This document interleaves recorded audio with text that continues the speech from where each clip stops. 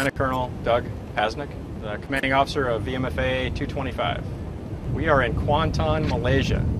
We are participating in an exercise called Air Warrior, which is actually a smaller element of a bigger exercise called CARROT. We're doing it as part of a program called TSCP, Theater Security Cooperation Program, which basically breeds goodwill amongst the nations of the South Pacific and Asia, and allows us to learn how to operate in and amongst our friends.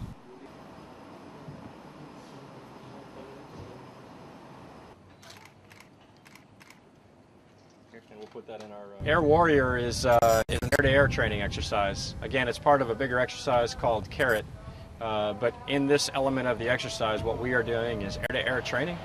We are working with the Malaysian Air Force, most specifically the 17 and 19 Squadron, who are located right down the ramp a little bit further away from us, and they fly the MiG-29. We are taking advantage of the opportunity while we're here to do some dissimilar air combat training with them, specifically capitalizing on the strengths of our aircraft versus theirs and learning about those strengths and weaknesses, and trying to basically get better at execution of our mission set in the DACT and also what we call BFM, or Basic Fighter Maneuvering.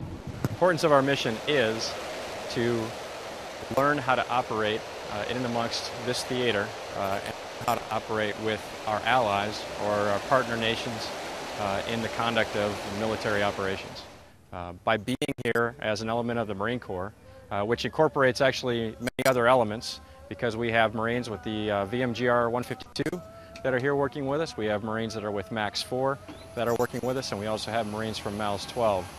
We bring a capability to the exercise that we can share with the Malaysians, and we can learn from them in how they do business, basically, how they operate, and take advantage of that as one very large opportunity in the overall scope of the exercise.